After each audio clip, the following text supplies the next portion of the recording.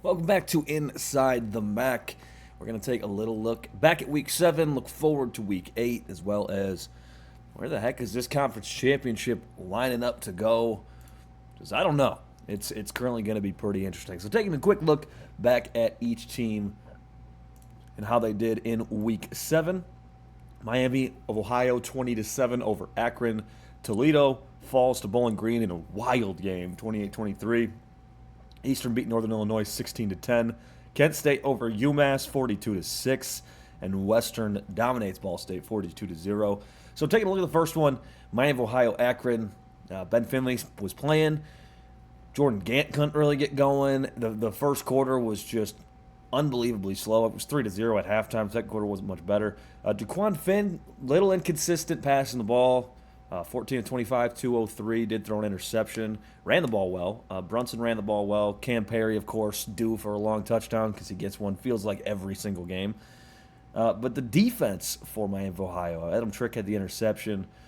But this defense, 3 sacks, 7 pass deflections. Corbin Hondrew and Jackson Kawach are unbelievable. You add Adam Trick into that. That's the best linebacker core in the MAC. It has to be. But, Akron just could not get anything going. And that's kind of what we've been seeing in some of these wins with Miami of Ohio. The offense is explosive, but not consistent. So they'll stall out, and then they'll have the big shot play that goes for 6. But then they're not sustaining a ton of drives. 4 for 12 on third down. It's just not good. It's not very good. They're forcing at least a turnover almost every game, it feels like. Akron is wildly hard to predict because, 1 week they look really good. They beat Central, then they lose to Toledo by 40. This one, I don't think they looked bad. They didn't look great by any means, but, it's neither here nor there. And we're going to the Bowling Green upsetting Toledo. Man, a lot of people are coming for Toledo. They want Tucker Gleason benched. I don't think that's the answer. But it was 21-0, and then the second half comes out, and the only points Toledo gets is because the last play of the game, Bowling Green smartly had Lucian Anderson run out of the back of the end zone to run the clock out so that Toledo didn't have to get the ball back at all. That was the right thing to do. That's the only points they got in the second half. I don't think they had much of any offense. They finished the 3 for 13 on third down. 429 yards, but I think they were at 340 or 370 in the first half, if I remember from the broadcast correctly on that. And boy, this is 100% coaching. It really is, because you look at second half adjustments.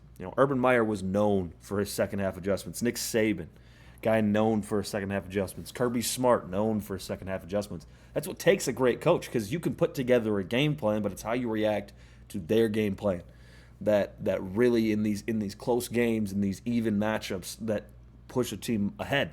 And that's what we saw. Eddie George and his staff are doing some incredible things, because when this game first started, Drew Pine was ruled out. It was like, oh man, what is this? You got a freshman getting a start. It's a little nerve-wracking. And not that, Anderson didn't have an unbelievable game. 92 passing yards, 2 touchdowns, 32 rushing yards. I'm glad they corrected that. They took off his run out the back of the end zone, but that's not a real play. So I'm glad that they corrected that. That touchdown to Cam Petaway on a trick play, absolutely incredible. And then right away, Toledo gets a penalty on that kickoff, and then a strip sack. I thought he was in the end zone. Doesn't really matter because they scored in the next play. But it was, where does Toledo go from here? Because now they're 1-2 in the MAC. Uphill battle for the team that was favorited. And I was saying in the offseason, I think this team is really good, but to say they're the runaway favorites, don't love. And, this is another big game now that they've lost. You look at the Western Michigan game, now we're here. Common theme with that, both games on the road.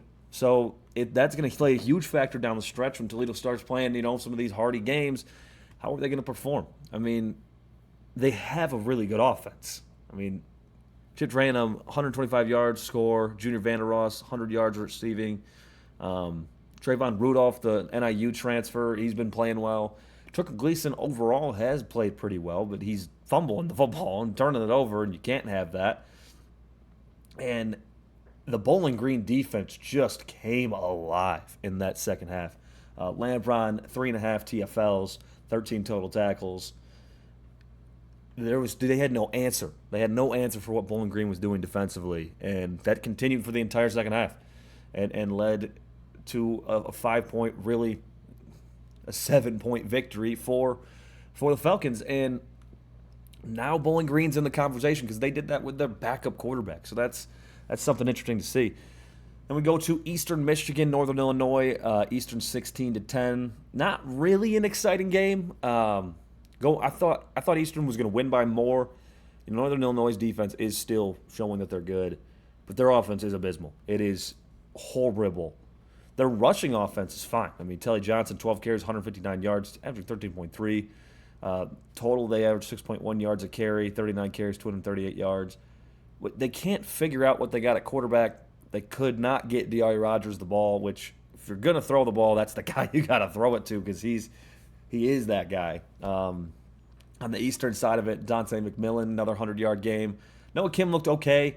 Northern Illinois' defense is very good and does pose fits. Eastern's kicker, though, huge day for him. Huge day for him. He was perfect game, hit some big ones. Really, you could look like that's the reason they won. It is interesting to see this. Obviously Northern Illinois last year in the MAC. They're heading to the Mountain West next year, and I think a lot of people, MAC fans, want to see them go winless in the MAC. And boy, there's a chance that could happen. So you don't have to wait to see how that falls into shape. Then we go to Kent State, UMass, 42-6. Golden Flashes dominate behind 4 scores by Drew DeShields. And boy, what are some of the best uniforms right now? The Baby Blues for Kent State. I'm here for them. I'm not the biggest baby blue guy, and the reason behind it is sometimes I feel like it gets matched with colors that don't work. Like I don't love the Tulane with the green. I don't think that looks great, but with the gold, looks really really clean. And you look good, you play good. Kent State did exactly that. I saw people coming for UMass to go back to the FCS, and it's like, yeah, you could make the argument. I'm not going to sit here and say that that's not a fair statement or a fair argument to make, but what I will say behind it is a year ago, you could have said the exact same thing about Kent State, who went 0-12, and there's a good chance, looking at this, that UMass might do that.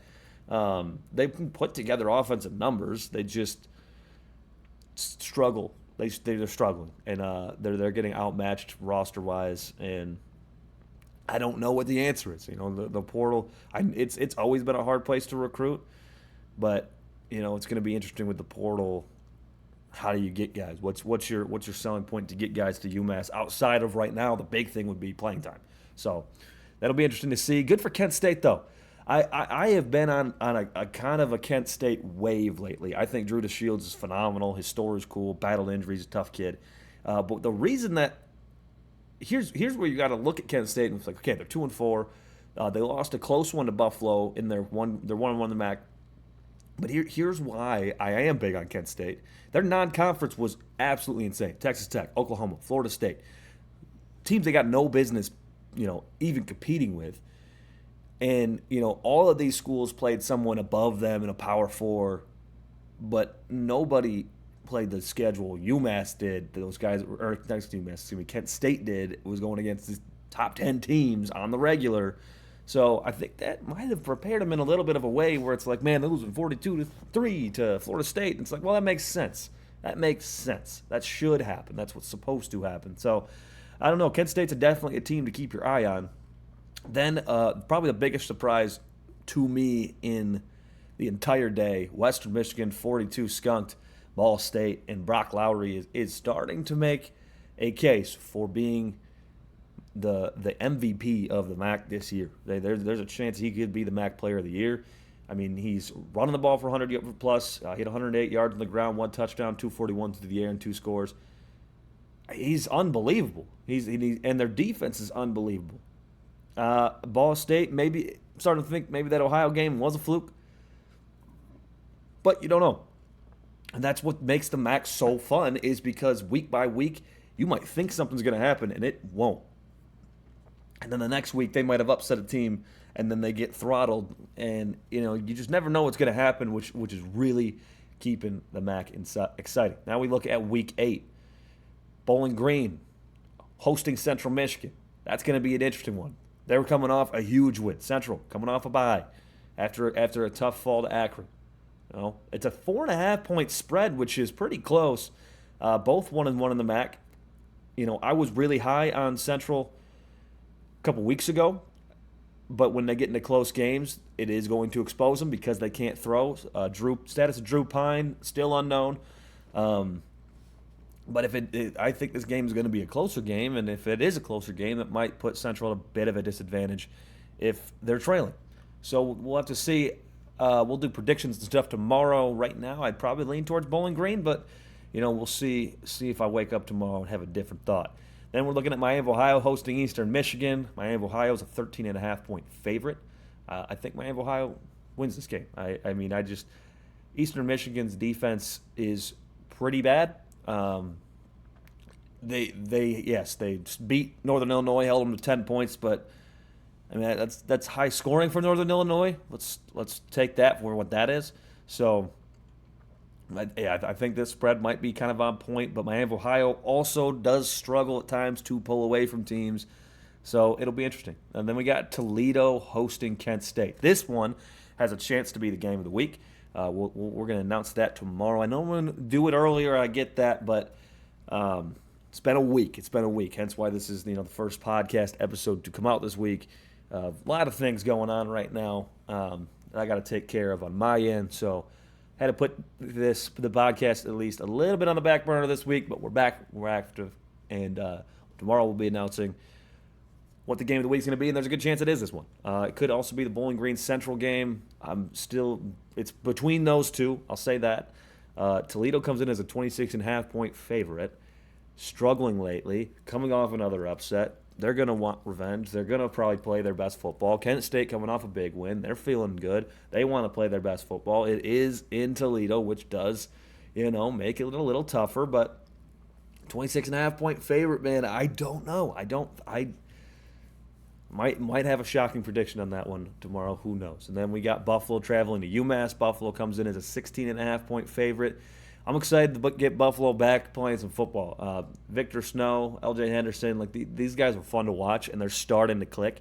They're 2-0 in the MAC, so you got to take them serious. I think that 16.5-point spread's a little disrespectful, but it is in Massachusetts, which is a long way to travel. So, Buffalo of all the schools is probably closer.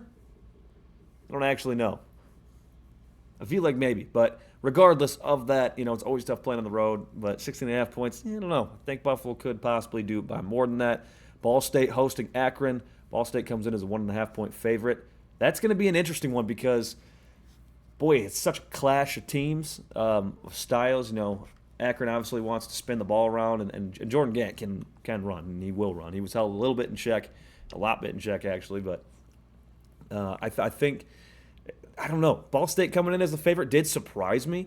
Kyle Kelly, they looked horrible against Western, and they could not move the football. They could not stop anything that Western was trying to do. And Akron does have a good offense, and if you slacking on defense, they will take advantage of that. So that'll be an interesting one. The final game of the day will be Ohio hosting Northern Illinois. Ohio comes in as a 10.5-point favorite. Coming off a bye, Anna upset. I think Ohio probably is going to have it a little bit figured out. I don't know if that 10.5-point spread is fair either. So, it's interesting. It's interesting. It's going to be a great weekend. Taking a look at the standings, not the power rankings, the true standings. Right now, there's 3 undefeated teams left in the MAC: Western Michigan, Buffalo, and Miami of Ohio. Western leading the front there because they're 3-0 in the conference. And then following that, 1-1 teams, you got Ball State, Ohio, Bowling Green, and Central, and Kent State. And then your 1-2 teams, Toledo, Akron, Eastern, and your 0-2 teams, Northern Illinois and UMass. In the conference play, UMass has 9 points for this year. So they've been outscored 9-63 in conference play. Yikes. That's a tough one. But, Here's a kind of an interesting thing too with Toledo coming in at 1-2 in the conference. They're outscoring in the conference 81-45. So that's and then 3-3 outscoring teams 202 to 90. They're 3-0 at home, 0-3 on the road. There's something you want to look for in that one, that they are 0-3 on the road. I mean, to be honest, it's a 500 record. It's Miami of Ohio is 2-2 on the road. Buffalo is there too. They're 1-1, but the MAC teams struggle on the road, and that's because of how well they play at home. Tomorrow we got predictions coming your way. We'll dive into a couple more topics, see if we can get any updates on any injuries. That's coming up tomorrow on Inside the MAC.